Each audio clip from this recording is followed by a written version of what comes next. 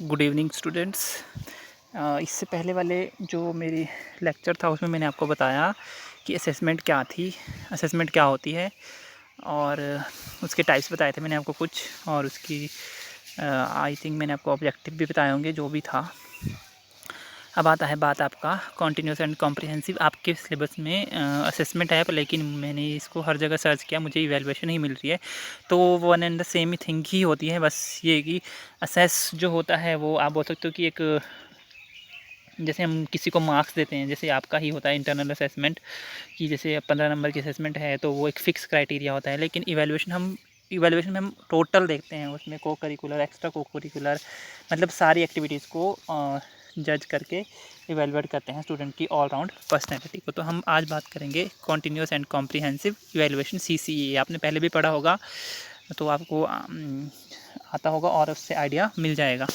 तो इवैल्यूएशन होता क्या है? मूल्यांकन। The term evaluation means to make judgement by providing marks and grades on the basis of level of achievement.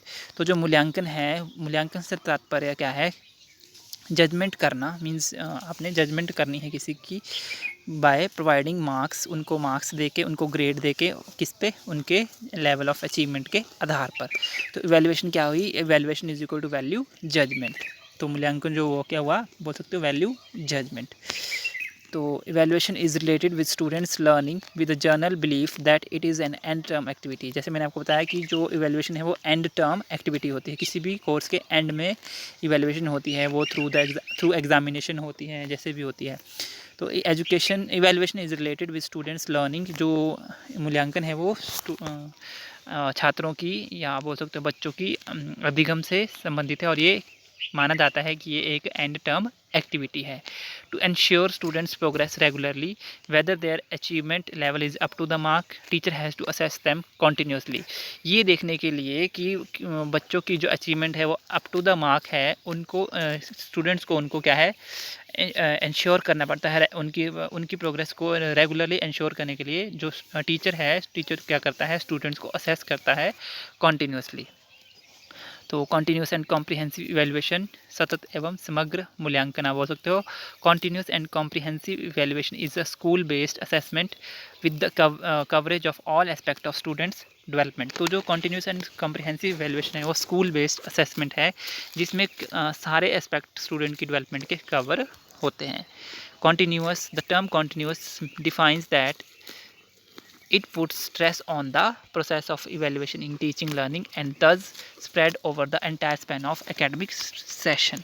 जो term continuous है वो क्या होता करता है, defines that it put stress on the. तो ये किस पे स्ट्रेस देता है? Process of evaluation in teaching learning process, जो हमारी शिक्षण अधिगम प्रक्रिया है उस पर ये ज़्यादा बल देता है। And thus it spread over the entire span of academic session. जो भी हमारा एक एकेडमिक सेशन होता है, जैसे एक 1 ईयर का होता है, ठीक है, कोई 2 ईयर का होता है, तो उसमें ये पूरे में आप बोल सकते हो कि पूरे उसमें सेशन में क्या है, कवर किसी भी चीज़ को, उनके सारे एस्पेक्ट को कवर करती है। Continuous means to emphasise the evaluation of identified aspect of student. तो कॉन्टीन्यूस का मतलब क्या है कि एम्फेसाइज करना है अपने इवेल्युएशन को, जो भी स्टूडेंट्स के एस्पेक्ट्स है, आइडेंटिफाइड एस्पेक्ट्स हैं, चाहे वो ग्रोथ है, चाहे डेवलपमेंट है, उनको वो एम्फेसाइज, उनके इवेल्युएशन को एम्फेसाइज करता है। It is a continuous process rather than an event. ये एक कॉन्टीन्यूस प्रोसेस है, event rather than an event. Related with total teaching learning process, जो किससे संबंधित है, जो भी शिक्षण अधिगम जो हमारी प्रक्रिया है उससे संबंधित है। कॉम्प्रिहेंसिव का मतलब क्या हुआ? व्यापक। द टर्म कॉम्प्रिहेंसिव मीन्स, जैसे नाम से पता चलता है, व्यापक मीन्स आपने पूरा, ऑल राउंड, ठीक है, टोटलिटी में लेना है। The term comprehensive means that is it assesses the all-round development of child's personality with cover both scholastic and co-scholastic aspect of child's growth and development। co-scholastic का मतलब हुआ कि एक जो एक पर्टिकुलर फॉर्मल रूल को फॉलो करके चीज़ की जाती है, और को स्कॉलस्टिक हुआ कि इसमें फॉर्मल प्लस इनफॉर्मल दोनों आएगा। तो को स्कॉलस्टिक का मतलब हुआ स्कूली, और स्कॉलस्टिक का मतलब हुआ कि आप इन द स्कूल, और को स्कॉलस्टिक का मतलब हुआ इन द स्कूल और आउट ऑफ द स्कूल। तो द टर्म कॉम्प्रिहेंसिव मीन्स, तो कॉम्प्रिहेंसिव का मतलब कि जो क्या है कि इसमें स्टूडेंट की पूरा सर्वांगीण जो उसका विकास हो रहा है उसको उसका आकलन करना है। इसमें दोनों कवर होते हैं, स्कॉलिस्टिक स्कूली भी होते हैं और गैर स्कूली भी, ग्रोथ और डेवलपमेंट उसकी दोनों कवर होते हैं।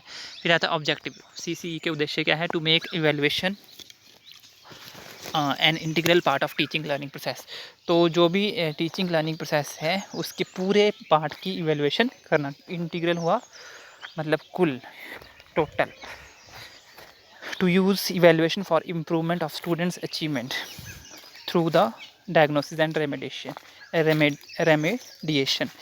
तो इवेल्युएशन को यूज़ करना इम्प्रूव स्टूडेंट्स की अचीवमेंट को इम्प्रूव करने के लिए थ्रू उनको डायग्नोज करके और उनको रेमेडी प्रोवाइड करके। तो मान लो कोई स्टूडेंट की प्रॉब्लम है, उसको डायग्नोसिस करना है, फिर उसको रेमेडी प्रोवाइड करनी है कि वो कैसे सॉल्व हो सकती है, फिर उससे स्टूडेंट की जो इवेल्युएशन है उसको, स्टूडेंट की जो अचीवमेंट है उसको इम्प्रूव करना है। To make sound judgement and take timely decision. Sound judgement का मतलब अच्छे डिसीजन लेना और टाइमली डिसीजन लेना, जिससे लर्नर की ग्रोथ, उसकी लर्निंग प्रोसेस और जो लर्निंग पेस है, मीन्स जिस गति से वो सीखता है, और उसका जो लर्निंग एनवायरनमेंट है वो क्या हो सके, आप बोल सकते हो कि वो फुलफ़िल, जो भी उसका क्राइटेरिया है वो फुलफ़िल हो सके। To maintain desired standard of attainment. और जो भी एक स्टैंडर्ड है अचीवमेंट का और ये अटेनमेंट लेवल का वो मेंटेन करना। To provide scope for self evaluation. और इसमें सेल्फ इवेल्युएशन के लिए स्कोप प्रोवाइड करना। फिर हिस्टोरिकल बैकग्राउंड ऑफ CCE की इसका हिस्ट्री क्या है। एग्जामिनेशन इज़ द, जैसे बोला गया है कि examination is the crucial process of our education system to determine the effectiveness of teaching learning process, but today's examination are not effective as they are to be in order to bring the quality improvement educational evaluation. तो इसने बोला है कि जो हमारी किसी भी education system को डिटरमाइन करने के लिए जो एक क्रूशियल प्रोसेस है, मीन जो प्रोसेस होता है वो examination, at the end of the जो भी कोर्स है वो एग्जामिनेशन लिए जाते हैं in the to check the effectiveness of teaching learning process. लेकिन जो आज का एग्जामिनेशन सिस्टम है वो इफ़ेक्टिव नहीं है, क्योंकि ये सिर्फ क्वालिटी इंप्रूवमेंट लाने के लिए किया जाता है। तो इसमें वेरियस कमेटीज़ और कुछ जो आयोग है और जो कुछ कमीशंस हैं उन्होंने अपने अपने व्यूज़ दिए हैं। सैडलर आयोग ने 1917 से 1919 में आया था। हार्टोग कमेटी रिपोर्ट 1929 में, सार्जेंट रिपोर्ट 1944 में, मुदालिर कमीशन 1952-53 में, हंटर कमीशन 1982 में। They all have recommended for the change in our examination system. तो इन सब जो आयोग थे और जो भी कमेटीज़ थी, जो भी कमेटियाँ थी, इन सब ने हमारे जो एजुकेशन सिस्टम का जो हमारे एग्ज़ामिनेशन सिस्टम था उसको चेंज करने के लिए रिकमेंडेशन दी थी। अब आता है एजुकेशन कमीशन 1964-66, मतलब कोठारी आयोग जो है 1964-66। दिस इंटरनल असेसमेंट और evaluation conducted by the school is of greater significance and should be given equal importance. तो ये बोला गया था कि जो इंटरनल असेसमेंट और जो इवेल्युएशन है जो स्कूल के द्वारा कंडक्ट की जाती है उनका सिग्निफिकेंस बहुत ज़्यादा है और इसको बराबर इंपॉर्टेंस देनी चाहिए। इट शुड बी कॉम्प्रिहेंसिव, ये व्यापक होनी चाहिए। Evaluating all those aspect of students growth and development that are measured by, और इसमें सारे वो एस्पेक्ट कवर होने चाहिए जो एक एक्सटर्नल एग्जामिनेशन में द्वारा मेजर किए जाते हैं। And also those personality traits, और सारे वो पर्सनैलिटी ट्रेट्स भी होने चाहिए जो एग्जामिनेशन द्वारा असेस नहीं होते। जो एग्जामिनेशन द्वारा असेस होते हैं वो भी होने चाहिए और जो नहीं होते हैं वो भी इसमें इंक्लूडेड होने चाहिए। तो ये इन्होंने कहा था। फिर आता है the national policy on education 1986, राष्ट्रीय शिक्षा नीति 1986, continuous and comprehensive evaluation that incorporates both scholastic and co-scholastic aspect of evaluation spread over the span of instructional time। कि जो सतत एवं समग्र मूल्यांकन है वो दोनों को, स्कॉलिस्टिक मतलब मैंने आपको बताया कि जो स्कूली और गैर स्कूली आप बोल सकते हो एस्पेक्ट है मूल्यांकन के, उसको क्या है कवर करते हैं, which spread over the span of instruction time. जैसे मैंने बताया था कि एक जो हमारा एक एजुकेशनल टाइम पीरियड होता है, जैसे 1 ईयर की एक क्लास होती है तो इस तरह से 2 ईयर की भी होती है कई बार कोई जैसे हायर लेवल पे, तो इस तरह से उसको कवर करता है।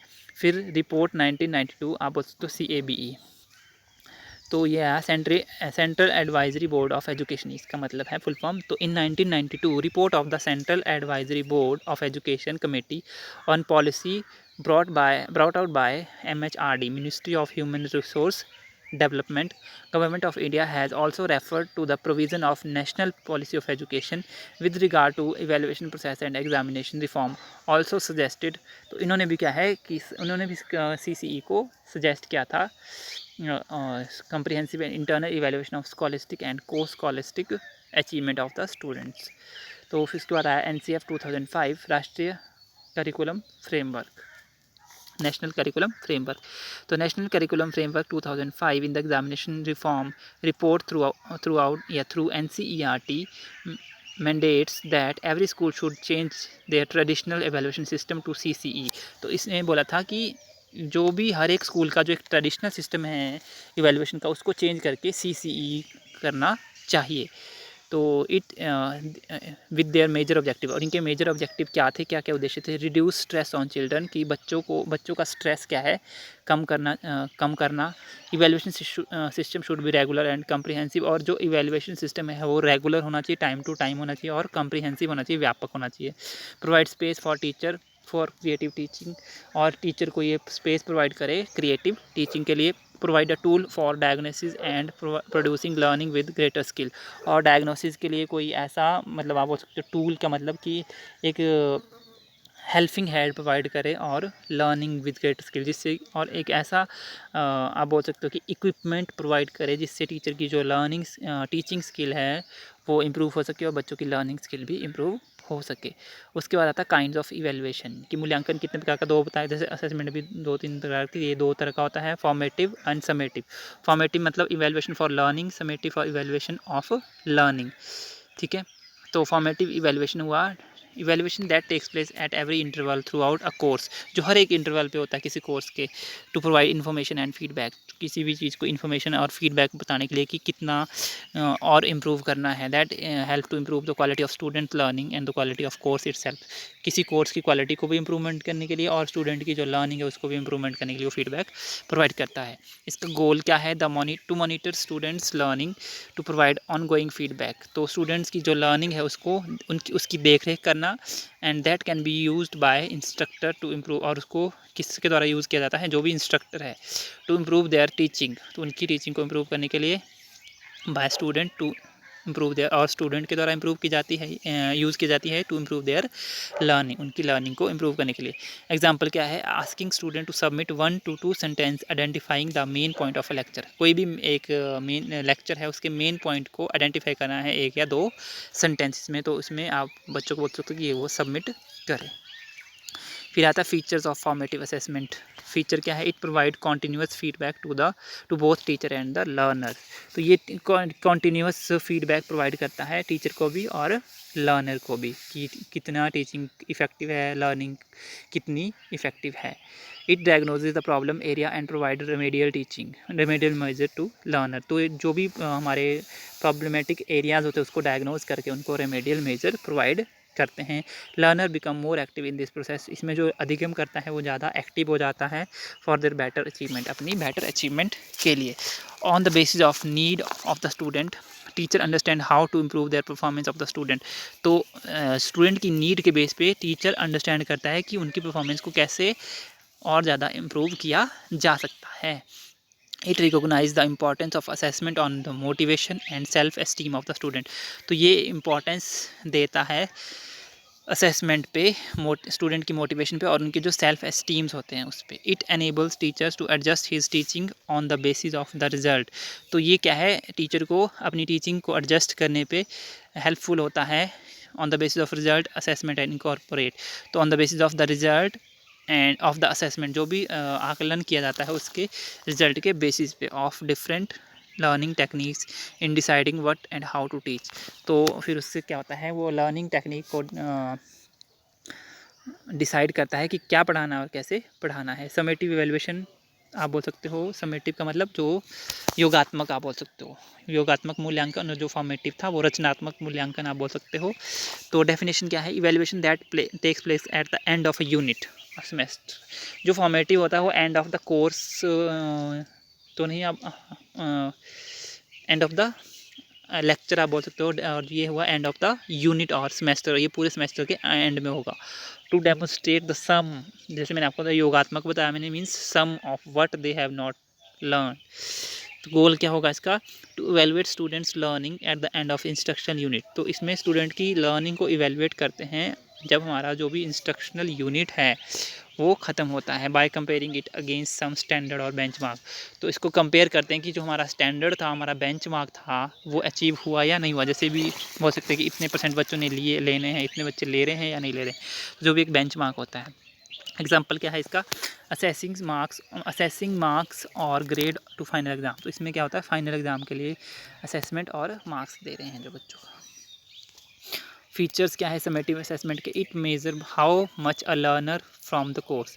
तो ये मेज़र करता है कि किसी भी लर्नर ने किसी कोर्स से कितना सीखा है, ये उसको मेज़र करता है। It is usually graded test, ये ग्रेडेड टेस्ट है। इट मेजर और sum up how much it marks according to scale और सेट ऑफ ग्रेड। तो ये इसमें ग्रेड दिए जाते हैं। It certifies the level of achievement, और ये लेवल ऑफ अचीवमेंट को सर्टिफाई करता है only in a given point of time, किसी भी गिवन पॉइंट ऑफ टाइम में। Features of CCE continuous periodic comprehensive, जैसे मैंने आपको बताया था फीचर्स क्या क्या हैं। कॉन्टीन्यूस है, CCE मतलब जैसे नाम से पता चला कॉन्टीन्यूस। तो assessment of the student through out the instructional process using informal techniques of evaluation. तो ये फॉर्मेटिव हो गई। Assessment of the student performance at the end of terms, summative हो गई, मीन्स ये कॉन्टीन्यूस है, लगातार होती रहती है फॉर्मेट, और ये पीरियोडिक है, ये समेटिव होगी। और कॉम्प्रिहेंसिव का मतलब व्यापक हो रहा है इसमें, क्योंकि इसमें all round development of personality को असेस किया जा रहा है। मीन्स ऑल राउंड का मतलब स्कॉलस्टिक एज वेल एज को स्कॉलस्टिक, स्कूली भी और गैर स्कूली भी आप इसमें बोल सकते हो। तो स्कॉलिस्टिक असेसमेंट में क्या होगा, conversation skills, assignment, oral question, ये फॉर्मेटिव में आ गया, प्रोजेक्ट्स, क्विजेज, रिसर्च वर्क, ये सारा आ गया। फिर समेटिव में क्या आएगा, MCQ, मल्टीपल चॉइस क्वेश्चन आ गए, शॉर्ट आंसर क्वेश्चन आ गए, लॉन्ग आंसर क्वेश्चन आ गए, फ्लेक्सिबल टाइमिंग होगी इसमें, और written end of the examination. फिर आता है को स्कॉलिस्टिक असेसमेंट, मीन्स जो मैंने आपको बताया गैर स्कूली। तो इसमें सोशल स्किल्स होगी। सोशल स्किल में कौन कौन सी हुई, कम्युनिकेशन स्किल होगी, इंटरपर्सनल स्किल होगी, फिर लाइफ स्किल्स होगी। इमोशनल स्किल का मतलब dealing with emotions, dealing with stress, self awareness.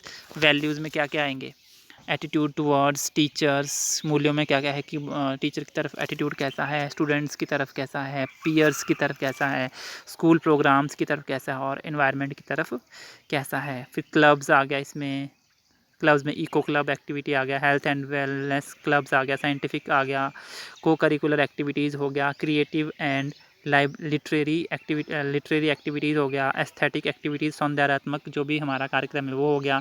Thinking skill में आपका आ गया creative thinking, critical thinking, problem solving और डिसीजन मेकिंग। तो ये गैर स्कूली आप इसको बोल सकते हो। इम्पोर्टेंस ऑफ CCE कि इसकी इम्पोर्टेंस क्या है, helps in selection of career courses, interest and subject. तो ये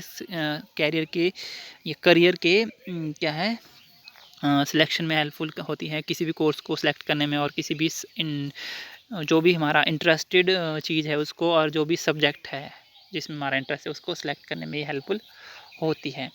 प्लान इफ़ेक्टिव टीचिंग स्ट्रेटजीज़, और जो भी इफ़ेक्टिव टीचिंग स्ट्रेटजीज़ है उसको प्लान आउट करने के लिए हेल्पफुल होती है। Identification of weaknesses, strength, needs, attitudes and value of the student. इसको आप अलग अलग पॉइंट बना सकते हो। आइडेंटिफिकेशन ऑफ वीकनेस एक पॉइंट, आइडेंटिफिकेशन ऑफ स्ट्रेंथ अलग पॉइंट हो गया, आइडेंटिफिकेशन ऑफ नीड्स अलग पॉइंट हो गया, आइडेंटिफिकेशन ऑफ एटीट्यूड्स अलग पॉइंट हो गया, आइडेंटिफिकेशन ऑफ एप्टीट्यूड अलग पॉइंट हो गया, आइडेंटिफिकेशन ऑफ वैल्यूज़ अलग पॉइंट हो गया। तो ये आप इसमें नीड में डाल सकते हो। तो और क्या है नीड इसकी, जैसे ये भी इम्पोर्टेंट था, अब आपका आ गया नीड कि इसकी ज़रूरत क्यों है। Assess the performance of the learner की परफॉर्मेंस को असेस करने के लिए, आकलन, जो भी हम अधिगम करता है उसकी परफॉर्मेंस को आकलन करने के लिए। यूज़ वैरायटी ऑफ टेक्निक्स, जो भी to collect information about learners learning and progress in different subject. तो इसमें क्या है, बहुत सारी आप टेक्निक्स को यूज़ कर सकते हैं लर्नर्स की लर्निंग को के बारे में पता करने के लिए, और उसकी प्रोग्रेस को पता करने के लिए इन डिफरेंट सब्जेक्ट्स में। Continuous collection and record of information, इसमें कॉन्टीन्यूसली कलेक्ट किया जाता है डाटा और इन्फॉर्मेशन, और उसको रिकॉर्ड किया जाता है। Give importance of every learners way of responding and learning at the time taken for learning. Provide feedback that will be, और इसमें फीडबैक प्रोवाइड होती है that lead to positive action, और जिससे पॉजिटिव एक्शन किया जाता है। And help to the learners to better, और जिससे लर्नर्स को और ज़्यादा बेटर करने के लिए हेल्प मिलती है। तो बेनिफिट्स क्या है इसके, क्या क्या लाभ है इसके? It helps to develop the 3 domains skill of the learner, cognitive, affective and psychomotor. तो ये लर्नर की तीनों डोमेन्स को डेवलप करने में हेल्पफुल होता है, जो उसका ज्ञानात्मक, आप बोल सकते हो भावात्मक, और जो ज्ञानात्मक पक्ष हो गया, अफेक्टिव का मतलब भावात्मक, और साइकोमोटर का मतलब हो गया आपका जो भी इसमें फिजिकल जो मोटर स्किल्स हो इसको। It encourages the learner to develop their thought process in place of repetition. तो ये एनकरेज करता है लर्नर को कि उनकी थॉट प्रोसेस को इंक्रीज़ करने के लिए, सोचता है इन प्लेस ऑफ रेपिटेशन, रेपिटेशन की जगह पे वो किसको इंक्रीज़ करता है, उनकी थॉट प्रोसेस को, कि वो सोचता है। And memorisation of the things, और मेमोराइजेशन मतलब याद रखने की बजाय वो बच्चों उसको सोचता है। It helps the learner to know that evaluation is an integral part. और ये हेल्पफुल होता है लर्नर्स को बताने के लिए कि जो इवेल्युएशन है वो इंटीग्रल पार्ट है टीचिंग लर्निंग प्रोसेस का। It helps the learner to improve their achievement on the basis of regular diagnosis followed by remedial measure. और ये हेल्पफुल होता है लर्नर की अचीवमेंट को इम्प्रूव करने के लिए किसके ऊपर, किसके बेस पे, जो भी उनको डायग्नोज करते हैं, जो भी उनको डायग्नोसिस मिल रही है और जो भी उनको रेगुलर रेमेडियल मेजर उनको मिल रहे हैं। It helps the teacher to use evaluation as a quality control devices to raise standard of performance. तो it helps the teachers to evaluate as quality control. तो ये हेल्पफुल होता है टीचर्स को to evaluate quality control device to raise standard of performance. It takes decision about the learner, learning process and learning environment. तो ये helpful होता है decision लेने के लिए लर्नर टीचर्स को, जिससे लर्नर, उसकी लर्निंग प्रोसेस और जो लर्निंग एनवायरनमेंट है वो डिटरमाइन हो जाता है by determining social utility, desirability and effectiveness of a programme. It makes the teaching learning process a learner centre. और ये क्या है, जो टीचिंग लर्निंग प्रोसेस है उसको लर्नर सेंटर बनाता है। प्रॉब्लम्स इन इम्प्लीमेंटिंग CCE, क्या क्या प्रॉब्लम्स आ रही है इसमें? Teachers find it difficult to execute CCE in large classes. तो टीचर को कई बार क्या है, लार्ज क्लासेस में ये डिफ़िकल्ट लगता है CCE इम्प्लीमेंट करने के लिए। They are not able to give individual attention each class, because वो हर एक क्लास को इंडिविजुअल अटेंशन नहीं दे पाते हैं। There was lack of appropriate training. और क्या है, अप्रोप्रिएट ट्रेनिंग का भी अभाव है among school teachers for the smooth execution. क्यों स्मूथली चलाने की, जो भी हमारी CCE की एग्जीक्यूशन है उसको स्मूथली चलाने के लिए टीचर्स को क्या है, टीचर के पास इतना, आप बोल सकते हो कि टीचर कई बार क्या है, इतने ट्रेंड नहीं होते हैं। There was a lack of seriousness among students regarding CCE। कई बार स्टूडेंट्स भी क्या है, CCE के रिगार्डिंग सीरियस नहीं होते हैं। Many teachers stated that CCE was time consuming. कई टीचर्स बोलते हैं कि जो CCE है वो बहुत टाइम लेता है। And there were many financial constraint. और इसमें कई बार क्या है, कुछ फाइनेंशियल बाधाएं भी आ जाती है associated with it, that it does not suit the pocket of every student. और हर एक, जैसे कि मतलब हर एक बच्चा इसको अफोर्ड नहीं कर पाता। Teachers felt that there was lack of adequate infrastructure, facilities and teaching material that made execution of CCE a difficult task in the classroom. तो टीचर क्या है, कई बार फील करता है कि जो भी इंफ्रास्ट्रक्चर फैसिलिटीज़ है वो पर्याप्त नहीं है, और जो टीचिंग मटेरियल है जिससे CCE को एग्जीक्यूट किया जाता है वो भी डिफ़िकल्ट है in a classroom. Most importantly teacher were overburden with increase volume of work. तो सबसे बड़ा जो आप बोल सकते हो प्रॉब्लम है कि टीचर जो है वो ओवर बर्डन हो जाता है, क्योंकि उनको बहुत ज़्यादा काम मिला है पहले ही पढ़ाने का, और उसके साथ ही ये काम भी मिल जाता है। फिर आता है सोल्यूशन फॉर स्मूथ इम्प्लीमेंटेशन। तो क्या सोल्यूशन है, क्या आप बोल सकते हो सुझाव भी बोल सकते हैं। To give individual attention to student in large classes, the number of student in class should not be more than 30 to 40। अगर हर एक बच्चों को इंडिविजुअल अटेंशन देनी है तो किसी भी क्लास का जो क्लास साइज़ है वो 30 से 40 से ज़्यादा बच्चों से नहीं होना चाहिए। To make teacher aware about its proper implementation they should provide proper training. तो इसमें टीचर को अगर इसके बारे में पूरा ज्ञान हो तो टीचर की प्रॉपर ट्रेनिंग होनी चाहिए, उनकी वर्कशॉप, सेमिनार्स और ट्रेनिंग प्रोग्राम होने चाहिए। In government school proper infrastructure and teaching material should also be provided to teachers to facilitate their teaching learning process.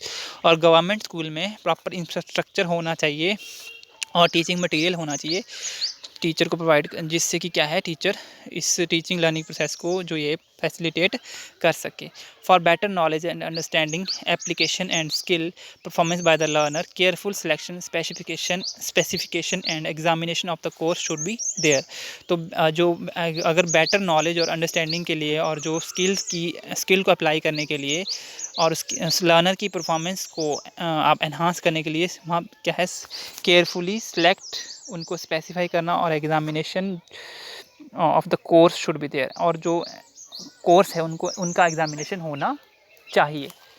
उसके बाद है criterion comprehensive based evaluation is better for assessing. तो एक जो criteria के base पे जो इवेलुएशन की जाती है वो बेटर है to assess the learner competency as well as personality traits and attitude, और साथ में उनकी पर्सनैलिटी ट्रेट्स और एटीट्यूड को भी मेजर करने के लिए। For the maintenance of records teacher need financial help. तो रिकॉर्ड की मेंटेनेंस के लिए टीचर क्या है, फाइनेंशियल हेल्प उनकी होनी चाहिए। तो role of teacher in continuous and comprehensive evaluation. तो एक अध्यापक की क्या भूमिका है, तो इसमें आप बोल सकते हो only the basis of final result to assess the child's ability is not a good idea, the decision should be process based. तो इसमें क्या है फाइनल रिजल्ट के बेसिस पे टीचर को असेस करना क्या है, is not a good idea, it's the decision should be process based. तो जो ये डिसीजन है वो एक प्रोसेस बेस्ड होना चाहिए। The traditional remarks such as slow learner, poor performer और intelligent child should not be avoided.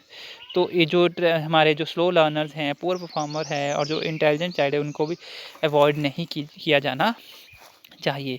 Such activities should be evolve with which involve instead of numerical efficiency. तो ऐसी एक्टिविटीज़ इवॉल्व होनी चाहिए जो क्या है, इन्वॉल्व करें न्यूमेरिकल एफिशिएंसी और कंसेप्चुअल क्लैरिटी को। तो इस तरह से आप ये सारे पॉइंट्स कर सकते हो। फ्रीक्वेंट या बोल सकते हो फ्रीक्वेस्ट टेस्टिंग इज़ नेसेसरी या फ्रीक्वेंट टेस्टिंग इज़ नेसेसरी। तो टेस्टिंग जो है वो लगातार होनी चाहिए।